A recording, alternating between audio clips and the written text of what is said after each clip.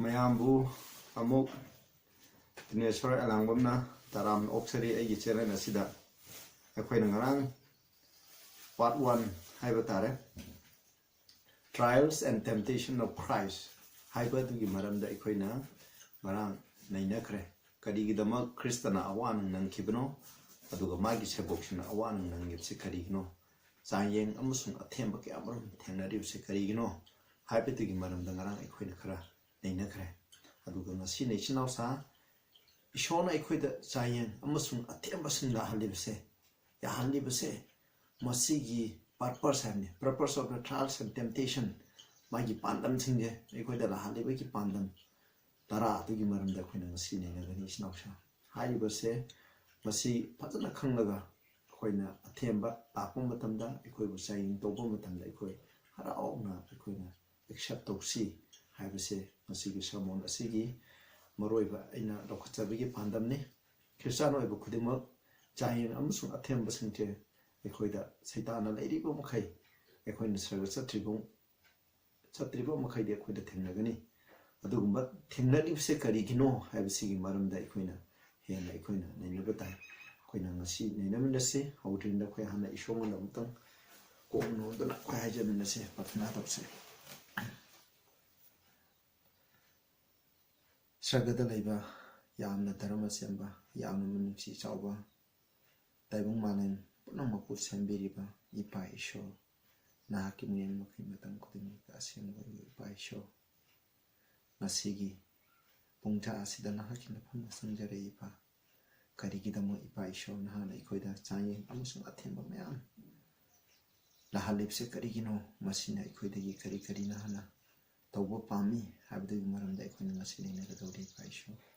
ekhoina ne ngai paparasa machatana fajana khanan biu na ki thawai seng mudana ekhoida haitha biu paisho hobdegina loi pawna na chimbiu paisho aina nam khudin wa sijo aigi oi ko wahe ohen bitin na ki bible deki na ki thawai na chimbiwa du ohen biu tare bishna khudin suna kana thamoi ki thong hangdok biduna na ki thawai aduna afaba instructions se induna ekhoina ipa Prabhu Jisu Kristagi matung inba matamda ekhoina awaba kyamam thengnarabasu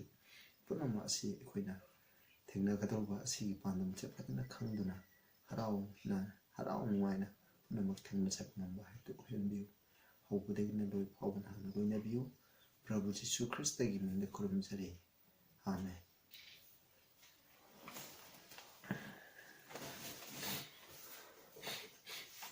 Dude khoi amuk changchala se Bible degi anba pandam ishora ikhoida athembasing la halibse karigino haibsigi anba marambase akhoina mu Bible degi akhoina yemnarsi chinaw chang Acts 14:22 da ai pazarake Acts 14:22 masida Paul na sunna I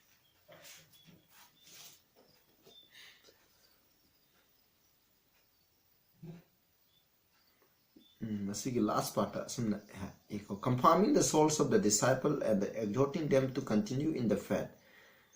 that we must through much tribulation enter into the kingdom of God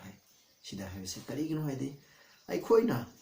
awanang haiba asigi mapana khoina kaidogani haiba matamda sarga satpa phangani haime awan tribulation Christagi thamak Christian oibagi thamak haibani Christagi afaba dhamma mingonda achumba wapau sandokpaki dhamma ekhoina awanang kya nangba asigi mapana ekhoi ishogi ningthole bakta chatpa phangani habni sinawsa tribulation yaudragadi ekhoina Chayeng athemba haibse ekhoi punsida yaudragadi ekhoina ishogi ningthole bakta chanba shupang phungwa masina ahanba poine ishona ekhoida Chayeng piribse karigino awanang na halibse Chayeng athemba haibsina ekhoida awanang na hale asina karigino haibda ahanbada ekhoina kaigino haidi to gain heaven haibne ekhoina sarga ishogi ning tholabakta sange haragadi masi athemba amasung Chayeng otnai bhaibse ekhoina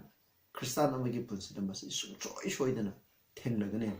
masi otnai dribo Christian atu karigino haiba matan asoiba khara lairamgani ko adugidamo ekhoina masi khangdam masina number 1 first ishona ekhoida trial temptation la halibse masi maroiba ahanba pandamdi ekhoina sargaje phangningai gi damoktani hamni ani shubada ekhoina mu yangsi Second Corinthians you 1 gi 4 to item oi pazarake ina pariba text khudima King James version dagini simu yangche masira verse 3 da habini maramdi aikoi gi ipa isho Prabhu Jisu Krista adu thaujan gi mapu oiriba aikoi bu awana kya dai aikoi bu nungai haliba mangonda bor phengbo oishnu habi aduga hariba ishor asina hai ko verse 4 da who comforted us in all our tribulation that we may be able to comfort them which are in any trouble habdi ishona aikoi bu ko awanang athem koi bu odai ba mayam masida aikoi bu harau nungai ba comfort habdi nuaina wakhal asa makalamna aikoi da hinganli aikoi da harau bu do ishona pibi karigi damakno haiba taragadi aikoigumna Krista gi mingi damak lawriba atopa awaba nangba Krista gi damak awaba nangliba mising adudasu aikoina ko makoibu comfort piba ngamnabngi gi damak tani hai mokoida harau mokoina awanang nabdu de koina asan ngaiba adu pung makala na hingbodo adu piba ngamni ai gi damak tani hai comfort habje masi madu gi damak tani hai by the comfort wherewith we ourselves are comforted of God aikoida ishona koida harau awanang taba matam dai koida nungai haliba kumna ikoina su aikoigi isinau awaba tariba sin Christian nangiba mission ado maduda ikoina piba ngamngai gi damak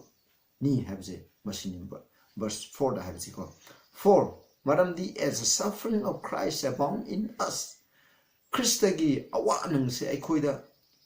marang kaina lairiba makai habdi karino Christian oiba habse aikoi awanang nangani habne Christian asukimati awanang nangkre adu ithadi magi matungin bai khoijo awanang nangani adu maina khoina awanang niba makai haiko so our consolation also abound by Christ aduga ikhoida su comfort consolation aibu comfort aibu samane ikhoida ju pungning phatha biba ada puningda khoi themjan biba harauba nungaiba pibiba habse masiju ikhoida lakhani habi khoina Christ gi dama awanang ngi khoida ju harauba nungaiba do khoina legini awanang nanglaba matungda ikhoida ishona harauba nungaiba pungba kalamba asado ikhoida pibigni habsini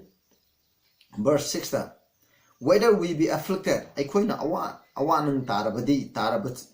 tarabadi it is for your consolation and salvation haidi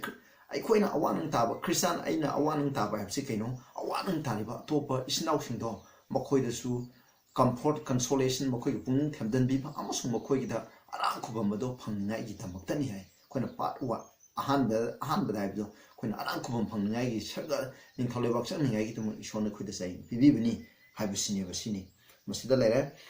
adu verse item verse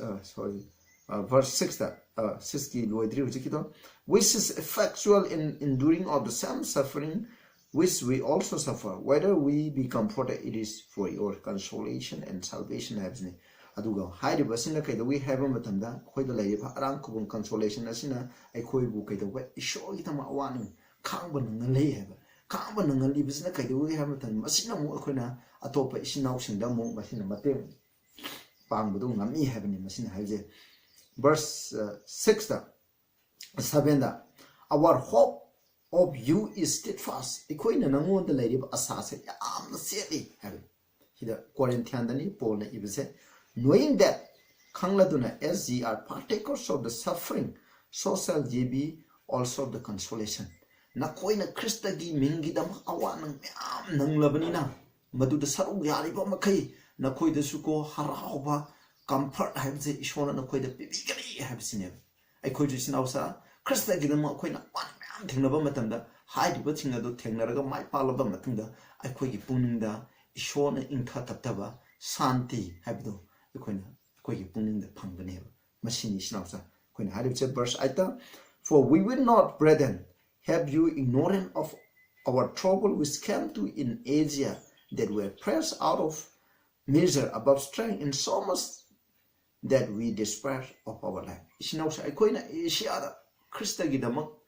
pona habni Asia da akoina lapam matam isho option do pom matam sukim de akoina khama ngambagi wangma atu de akoina awan sukim matik thengnabdo adugi maram da akoina na khoida khangan da ba tawroi habni habdi loina polna adugu me sinau sines da khangali habni ꯑꯗꯨ ꯃꯃꯩꯊꯪꯗ ꯑꯗꯨꯒꯤ ꯑꯋꯥꯕꯗ ꯍꯦꯟꯃꯟꯗꯅ ꯃꯈꯣꯏꯁꯦ ꯑꯩꯈꯣꯏꯁꯦ ꯁꯤꯕꯅ ꯐꯩ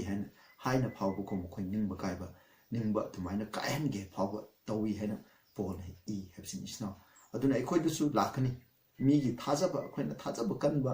ꯑꯗꯨꯒꯤ ꯃꯇꯨꯡꯗ ꯑꯩꯈꯣꯏꯗ ꯊꯥꯖꯕ ꯂꯩꯕ ꯑꯗꯨꯒꯤ ꯃꯇꯨꯡꯗ ꯏꯁꯣꯔꯒꯤ ꯆꯥꯌꯦꯡꯁꯦ ꯂꯥꯛꯀꯅꯤ ꯖꯣꯕꯀꯨꯝꯕ ꯊꯥꯖꯕ ꯀꯟꯕ ꯃꯈꯣꯏꯗ ꯆꯥꯌꯦꯡ ꯀꯜꯂꯤ ꯑꯕ꯭ꯔꯥꯍꯝꯒꯨꯝꯕ ꯀꯟꯕ ꯃꯤꯗ ꯀꯜꯂꯤ ꯗꯥꯅꯤꯌꯦꯜ ꯁꯗ꯭ꯔꯥꯛ ꯃꯦꯁꯥꯛ ꯑꯕꯦꯗꯅꯦꯒꯣ ꯏꯁꯣꯔꯗ ꯆꯥꯛꯇꯨꯅ ꯊꯥꯖꯕ ꯀꯟꯕ ꯃꯤꯁꯤꯡ ꯑꯗꯨꯗ ꯆꯥꯌꯦꯡ ꯐꯖꯅ ꯀꯟꯕ ꯂꯥꯛꯀꯅꯤ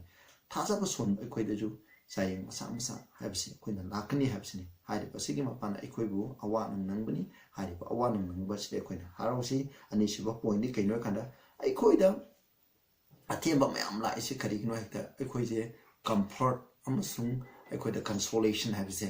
ꯏꯁꯣꯔꯅ ꯑꯩꯈꯣꯏꯗ ꯄꯤꯕꯤꯅꯉꯤꯅꯦ ꯈ꯭ꯔꯤꯁꯇꯒꯤꯗꯃꯛ ꯑꯋꯥ ꯅꯨꯡ ꯅꯪꯂꯕ ꯃꯇꯨꯡꯗ ꯑꯩꯈꯣꯏꯗ ꯀꯝꯐꯔꯠ ꯍꯥꯏꯕꯁꯦ ꯍꯔꯥꯎ ꯅꯨꯡꯉꯥꯏꯅ ꯈ꯭ꯔꯤꯁꯇꯗ ꯃꯈꯥ ꯄꯣꯜꯂꯒ ꯍꯤꯡꯕ ꯑꯗꯨꯒꯨꯝꯕ ꯄꯨꯟꯁꯤ ꯑꯗꯣ ꯐꯪꯅꯤꯡꯉꯥꯏꯒꯤꯗꯃꯛ ꯑꯩꯈꯣꯏꯅ ꯃꯁꯤ ꯂꯥꯛꯄꯅꯤ ꯍꯥꯏꯕꯁꯤꯅꯦꯕ ꯏꯆꯤꯟ ꯏꯅꯥꯎꯆꯥ ꯃꯁꯤꯅ ꯑꯅꯤꯁꯨꯕ ꯄꯣꯏꯟꯅꯦ ꯑꯩꯈꯣꯏ ꯂꯩꯔꯤꯁꯦ ꯑꯍꯨꯝꯁꯨꯕ ꯄꯣꯏꯟꯗ ꯑꯃꯨꯛ ꯌꯦꯡꯁꯤꯀꯣ 2 Corinthians 4ꯒꯤ 8-12ꯇ ꯑꯃꯨꯛ ꯂꯩꯔꯦ ꯁꯤꯗ ꯑꯍꯥꯟꯕ ꯄꯣꯏꯟꯅ ꯁꯒꯔ ꯐꯪꯅꯕ ꯑꯅꯤꯁꯨꯕꯅ ꯑꯩꯈꯣꯏ ꯑꯋꯥ ꯅꯨꯡ ꯅꯥꯕ ꯑꯁꯤꯗꯒꯤ ꯑꯩꯈꯣꯏꯗ ꯍꯔꯥꯎ ꯅꯨꯡꯉꯥꯏꯕꯗꯣ ꯏꯁꯣꯔꯅ ꯄꯤꯕꯤꯅꯕ ꯂꯥꯛꯏꯕꯅꯤ ꯃꯁꯤ ꯑꯗꯨ ꯑꯍꯨꯝꯁꯨꯕꯗ ꯑꯃꯨꯛ ꯌꯦꯡꯁꯤ 2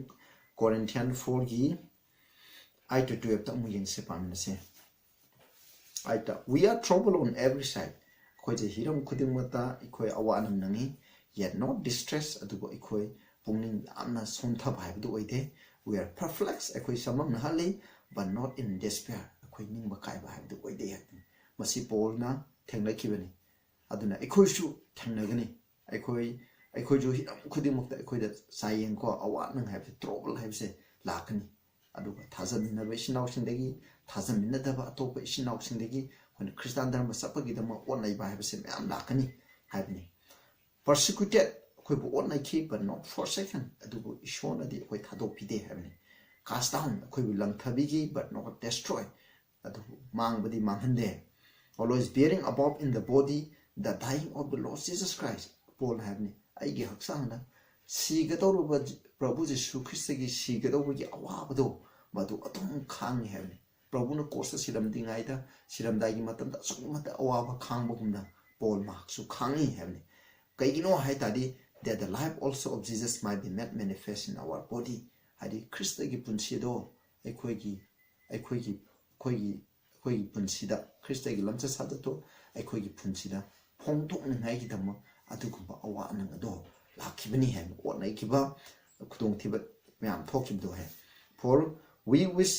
which live are always delivered unto death for Jesus' sake hingliba Christagidama hingliba Christian aikoje Prabhu Jisu Christagi mingidama aikoibu hapningaigidama pitui hai sida pitoi hoju nangani base pitoi that the life also of the Jesus might be made manifest in our mortal flesh aikogi sina naiba haksang da kaidoba Christagi lamsato phongdongningaigidamaktani ahumsuba point da kaino aikoina awanang naliba aikoina onnaidaba Christa ming lawbigidamang maki aphau sandopidama mine aikoibu phu sairiba onnairiba lairiba mayam se karigino haiba matamda aikoigi punsida Christagi lamsat sajat ato phongdongningaigidamang cross ta pangtingba Prabhu Jisu Christina cross ta pangtingba tingba matamda mishna nang ishorgi masang pa oidi cross ta gi kumtaro nang nasabu kalu aikoibu kalu haibneba adu matanda Prabhu Jisu Christina kaidoi mana sukimati awa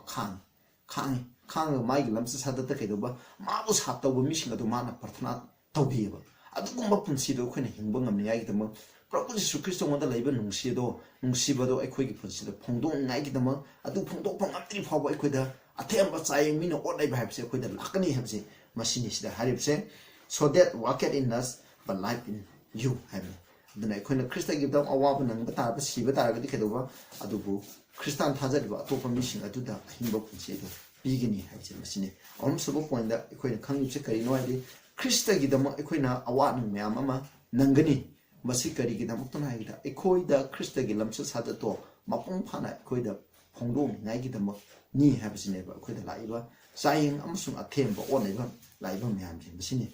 aduga mari subada mu aikoina yengse James 1:2-3 James 1:2-3 da mu fajarke sida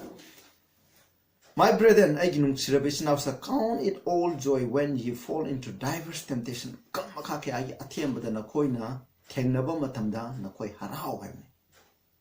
Knowing that the trying of your faith worketh patience.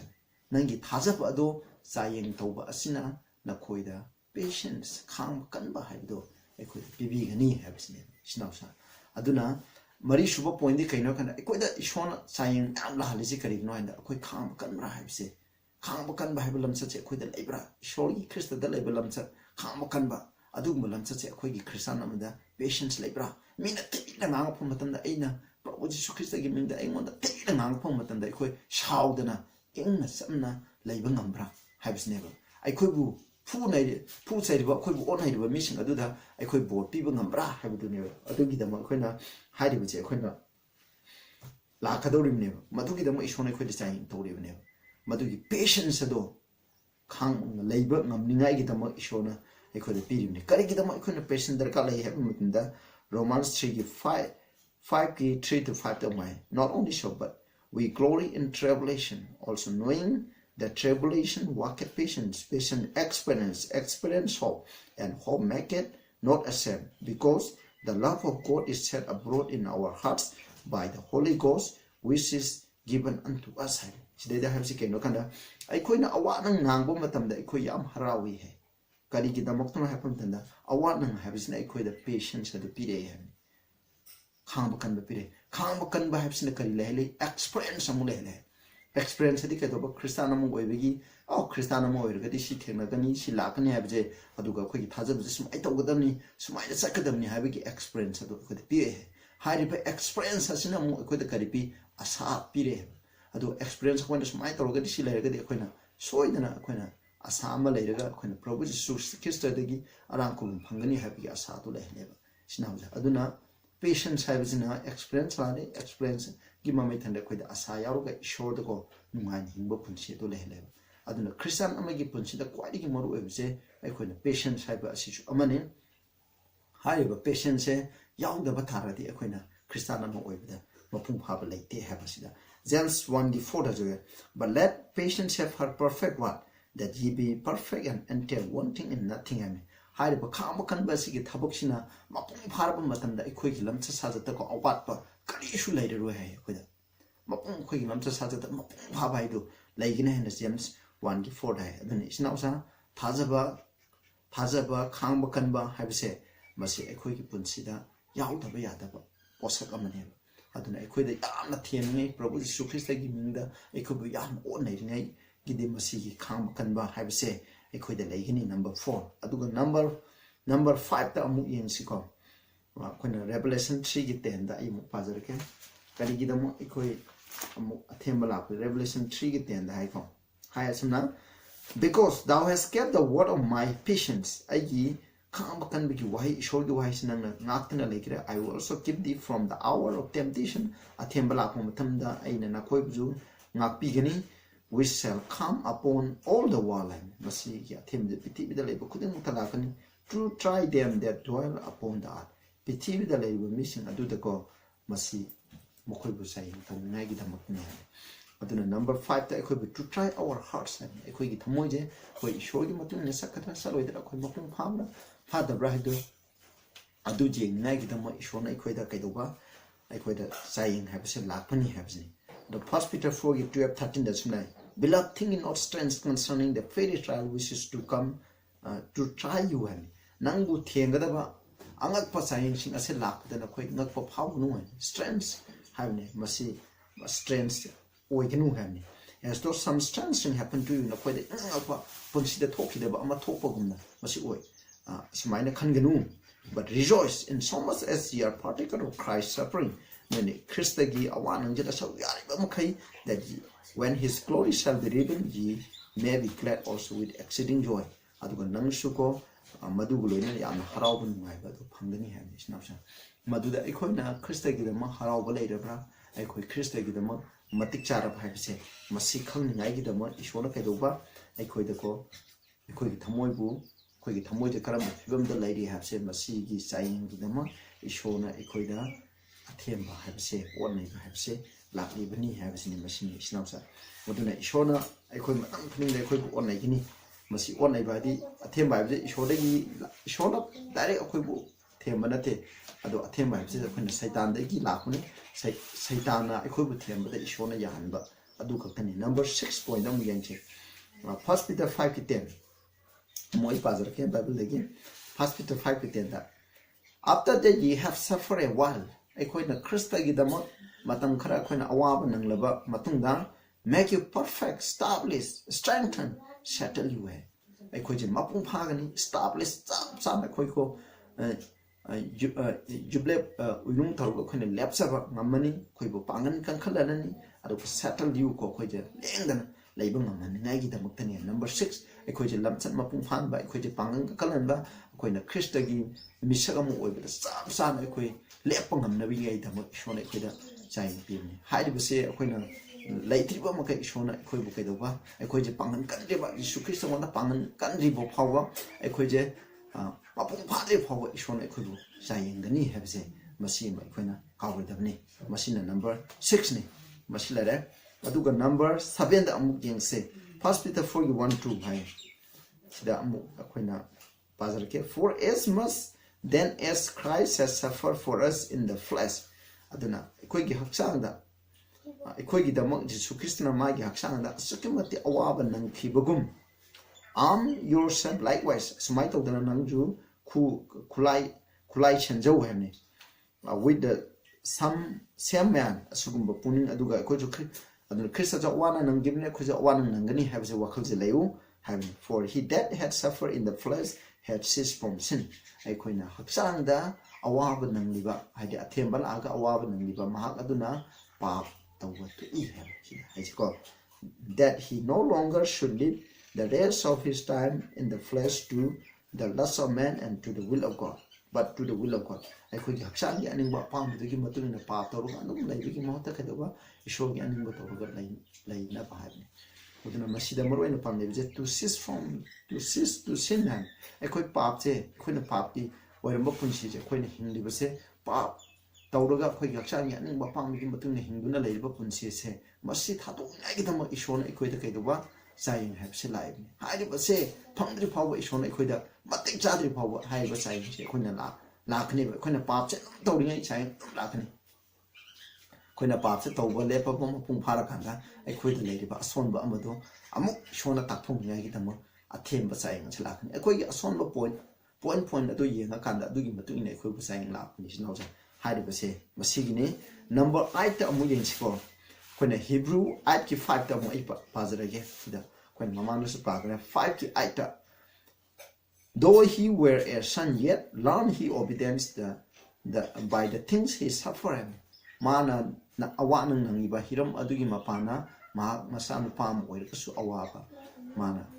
haiba inbadu tami hamne krista gi puchida aduga ikoidasu chayeng la echi karigno haikanda aikoisu koina nangliba awaba nangba adugi mapana ikoina ishor gi haiba inbado koi tamningai gi damatani aikoi ishorna haiba inbra indabra haibo koi ishor kamai tawga koi ishor gi achumba lambi da chalaga mana haiba inbase masigi matungna koina kramani sakani habse masigi damakta ishorna ikoida chayeng habse laibne bisnausa koi haiba inba tamni aigidam masi yamaru oibni kristana amagi punsida haiba inba habse yamaru oi habsini yathang gi matungna haiba inba habse koina yamaru oi haiba ishorna haiba indaba misina koi ishor nu shaije utungamo adugi damoni masi mapan subda amu koina yengase 2 Timothy 3:12 hi ye and all that will live godly in Christ Jesus shall suffer persecution hai ekoi dai Christa da dharma chenba punsi Christa ga lamchat manana hingiba mi pung khudima to awa nang nangani hai sida hai se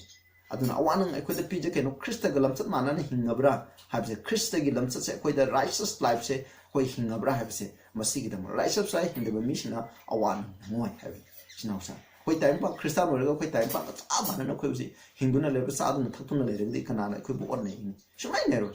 ꯑꯩꯈꯣꯏꯅ ꯀꯣ ꯑꯗꯨꯕꯨ ꯈ꯭ꯔꯤꯁꯇꯒꯤ ꯑꯆꯦꯡꯕ ꯙꯔꯃ ꯁꯦꯝꯕ ꯄꯥꯞ ꯌꯥꯎꯗꯕ ꯄꯨꯟꯁꯤꯗ ꯑꯩꯈꯣꯏꯅ ꯍꯤꯡꯕ ꯃꯇꯝꯗ ꯑꯩꯈꯣꯏꯗ ꯑꯣꯠꯅꯪꯕ ꯍꯥꯏꯕꯁꯤ ꯂꯥꯛꯀꯅꯦꯕ ꯑꯗꯨꯅ ꯃꯁꯤ ꯌꯥꯝ ꯐꯖꯕ ꯇꯦꯛꯁꯅꯤ ꯃꯁꯤ ꯈ꯭ꯔꯤꯁꯇꯗ ꯙꯔꯃ ꯆꯦꯜꯂꯒ ꯍꯤꯡꯂꯤꯕ ꯃꯤꯄꯨꯝ ꯈꯨꯗꯤꯡꯃꯛ ꯄꯔꯁꯤꯀ꯭ꯌꯨꯁꯟ ꯅꯪꯒꯅꯤ ꯑꯋꯥ ꯅꯪꯒꯅꯤ ꯍꯥꯏꯕꯁꯤꯅꯦꯕ ꯑꯩꯈꯣꯏꯅ ꯉꯁꯤ ꯑꯋꯥ ꯅꯪꯗ꯭ꯔꯤꯁꯦ ꯀꯔꯤꯒꯤꯅꯣ ꯍꯥꯏꯕ ꯃꯇꯝꯗ ꯑꯩꯈꯣꯏ ꯈ꯭ꯔꯤꯁꯇꯒꯤ ꯙꯔꯃ ꯁꯦꯝꯕ ꯃꯄꯨꯡ ꯐꯥꯕ ꯄꯨꯟꯁꯤꯁꯦ ꯑꯩꯈꯣꯏ ꯍꯤꯡꯗꯕꯒꯤꯅꯦꯕ ꯑꯩꯈꯣꯏꯅ ꯃꯁꯤ ꯍꯤꯡꯅꯤꯡꯉꯥꯏꯒꯤꯗꯃꯛ ꯍꯤꯡꯕ ꯇꯥꯔꯒꯗꯤ ꯑꯩꯈꯣꯏꯗ ꯑꯋꯥ ꯅꯪꯒꯅꯤ ꯍꯥꯏꯕꯁꯦ ꯃꯁꯤꯅ ꯃꯥꯄꯟ ꯁꯨꯕ ꯄꯣꯏꯟꯅꯤ ꯃꯁꯤ ꯌꯥꯝꯅ ꯑꯩꯈꯣꯏꯒꯤ ꯄꯨꯟꯁꯤꯗ ꯃꯔꯨ ꯑꯣꯏꯕꯁꯦ ꯃꯁꯤꯅꯤ ꯑꯗꯨꯒ ꯑꯔꯣꯏꯕ 10 ꯁꯨꯕꯗ ꯑꯩꯈꯣꯏ ꯑꯃꯨꯛ ꯌꯦꯡꯃꯤꯟꯅꯁꯤ ꯍꯥꯏꯕꯗꯨꯀꯣ ꯖꯣꯕꯀꯤ 5ꯀꯤ 15 17 18ꯗ ꯍꯥꯏ ꯃꯁꯤꯅ Happy is the man whom God reproved. Therefore, despise not the chastening of the Almighty. Aduna aikoina ishona warak watem biriba maha ado yamna bor nungaiba mini. Maram aduna ishona aikoibu warak watem bibase aikoina tugusagunu. For he wounds aikoina mahangna sole, but he binds up adubu asopudo mana punsanbi mana posanbi. He smite mahangna yei, but he sends heal. Mana aikoina yeregasu mana aikoibu panbiani. Masi kaigino hakanda masi job ta thena give experience samne masina habdi keno kana to discipline us through trials and ishona aikoida saying amusu athemba onaiba myam la hele je kari no haitari aikoi je wara watem na gi nema aikoida leiriba soibado aikoi sum thongngai gi namo wara watem na ba gi dam tan koi gi isana aramba thabam tawbo matam da khoina wara watem sai thadana wara watem adu mai tawdona trial temptation sin khoibu sai tharaga khoi wara watem biri bani ba masini proverb 3 gi 11 12 to laire aduga Hebrew 12 ki 6 to 11 jena khoina para de khangani masida ju samane ai pajar ke proverb 3 gi 11 12 My son, despise not the chastening of the Lord, neither be weary of his correction. Aduna ishona aikoibu wara watem da aikoina tukutsaba tawgnu haibni sida haibje aduga mahangna aikoibu sum thopi bada awaba kare shulanganu. For whom the Lord loved his character, even as a father the son in whom he delighted. Adi mapana kwaigi pamdaba nungsiba masada wara watem bagumna ishodu mana kwaigi nungsiba mi ado wara watem mi haib. Khoina wara watem ba oidradi wara watem ba masa oidradi khoina Hebrew gis khoina 12 ki 6 to 11 da basta oigne oktaba masa lapke tum haiba apana haib indaba khoi samaj da nasi haib indaba masa drug addict for addict guli sa am tholai je kari gino haiba matam dadi mama pan patana angam oininge matam dagi warak pidaba aduguma masa masusine ai khoju aduguma warak taba khoina discipline naitaba thaksi kasi naitaba aduguma Christian amado oidiningai gidama ishona Chayeng mayam athemba mayam silaga koibu warak watem ni sinausa aduga Revelation 3:19 da ruko hai asumna as many as I love aina nuksiba mi makaido I rebuke and session aina mapu sai aduga aina mapu wari vigilance therefore and repent maram dana koi thawai hakchang yauro puning ho habsine basida haibidi ke ishona ikoibu nuksiba makai ishona ikoibu wara watem di bikane ni sinausa aduna khoina losila pada mu point je mu khoi nase aduna puna moi khoi da laiba themba myam je khoina first khoina ahan bada khoina kari gi dama khoi da themba on nei ba saying yam lai se kari no ahan bada khoina sarga phangngai gi dama arang khubum phangngai gi dama ani shubada aduguma saying myam asi niki mapana khoi je nungai ba consolated oi ba consolation oi ba comfort oi ba punsi ama hingai gi dama masina ani shuba point ahum suba point da Krista gi punsi ado ꯑꯩꯈꯣꯏꯒꯤ ꯄꯨꯟꯁꯤꯗ ꯈ꯭ꯔꯤꯁꯇꯒꯤ ꯂꯝꯆꯠ ꯁꯥꯖꯠꯇꯣ ꯑꯩꯈꯣꯏꯅ ꯑꯗꯨꯒꯨꯝꯕ ꯌꯥꯝꯅ ꯀꯣꯛꯄꯤꯕ ꯉꯥꯛꯄꯤꯕ ꯅꯨꯡꯁꯤꯕ ꯂꯝꯆꯠꯇꯣ ꯑꯩꯈꯣꯏꯅ ꯐꯣꯡꯗꯣꯛꯄ ꯉꯝꯅꯤꯡꯉꯥꯏꯒꯤꯗꯃꯛꯇꯅꯤ ꯃꯁꯤꯅ ꯑꯍꯨꯝꯁꯨꯕ ꯃꯔꯤꯁꯨꯕꯗꯅ ꯑꯩꯈꯣꯏꯅ ꯄꯦꯁꯦꯟꯁ ꯈꯥꯡꯕ ꯀꯟꯕ ꯍꯥꯏꯕꯁꯦ ꯑꯩꯈꯣꯏ ꯂꯩꯅꯤꯡꯉꯥꯏꯒꯤꯗꯃꯛꯇꯅꯤ ꯃꯉꯥꯁꯨꯕ ꯄꯣꯏꯟꯗ ꯑꯩꯈꯣꯏꯒꯤ ꯊꯃꯣꯏꯗ ꯀꯔꯤ ꯂꯩ ꯍꯥꯏꯕꯁꯦ ꯃꯁꯤꯕꯨ ꯈꯪꯅꯤꯡꯉꯥꯏꯒꯤꯗꯃꯛ ꯏꯁꯣꯔꯅ ꯑꯩꯈꯣꯏꯕꯨ ꯆꯥꯡꯌꯦꯡꯕꯅꯤ ꯍꯥꯏꯕꯁꯤꯅꯤ ꯏꯁꯣꯔꯅ ꯆꯥꯡꯌꯦꯡꯕ ꯍꯥꯏꯕꯁꯤ ꯂꯥꯛꯍꯟꯕꯅꯤ ꯑꯗꯨꯒ ꯇꯔꯨꯛꯁꯨꯕꯗ ꯑꯩꯈꯣꯏꯁꯦ Christada equine short of com pava, aduga subjuna, aduga quina pangan calaga, lepa, number me winning I get among me, Basina Taru, Tare Subda, Patatum Nagidama. Quina must I text Piggy Basindo, a Mohan and the Quina Nebu, aduga Nipan Subda, a quina awan and liba a sigma equine shoulder, high in Bapunsido, him like the Moctane, high in Bapunsi, aduga Mapan Subda, Christada, equine Dharmas and Bapunsi, Hanko. Samasida adugumba afaba punsi Kristagi adugumba punsida akoina hingba ngamningaigidamak tarasubada aikoibu warakpa temnaba aikoigi soiba aramba mayamdo athemba chaing asigi mapana ishona aikoibu sumthopirimne sumthoaga asumba lambida satlibani sinawda aduna aina khwaida aroibda aina mayamda aina appeal tokjanimdi aikoi Kristagidama awana nangba matamda aikoi harausi maramdi masi awana nanglaga aikoije hena mapung phaba mi ama haibda akhoi koi ngamgani koi ki punchida lakhani Christian aiba haiba oibagi punchi habje nungai basni awana myam Christa gi mingdama nanglaga matungda akhoi da harau ba nungai ba ko asa yawo punchi ama do oiba ngamgani sinausa tabiriba aiki samuna sip tabi sinausa nakhoi su adu bu punchi du oningbra adu taragadi oiningba taragadi isogi awana nase akhoi nasidagi accept tauge soidana ai lona thingrajage haina nakhoi thamoida pigidamni aisu pire nakhoi su pibiu adu tadi sona nakhoi da bo pi boisnu aduna prasna asi tawsi aduga mathangda mo khoina roiba khoina topic masi makha chathra topic amasu leikhini maduda mo khoi mathangda mo sanction nasi प्रार्थना रौसे सगदल ऐबे पाइसो याम थाक सरेपा नाकी थौजानी मपाना नसी अखोइना तमजा करे मदुदी अखोइदा लाइबा चायें अतेम याम मसे करिगिदमक लाखपनो हाइबसे अखोइ मपुंग फाबा धर्म सेनबा पुंगसी नंगोन मपुंग फाना थाजबा अखोइदा लैरिबा असोइबा अरम क्या अदुबा सुम थोकनिङाइगिदम अखोइबु हेन नाकी सरगा लैबा अदुदा फंगनिङाइगिदम लाखपनि हाइबा सिगिदम थाक सरेपा aduna khoigi punsida laiba soiba arama kaya deba nana Chayeng amasung athemba myam lakuna khoigi punsida phongdokpi haribado khoina matubu thengnaba ngamnaba pangala susu pinabi paiso tarabi khuding dasna por pinabi paiso aduga makha tarpo program dasna namu chingbi aduga nana pamba travel temptation asigi mapana nana pamba misa muna oi pai budu ngamnambi Prabhu Jesus Christ ki name khonjari amen.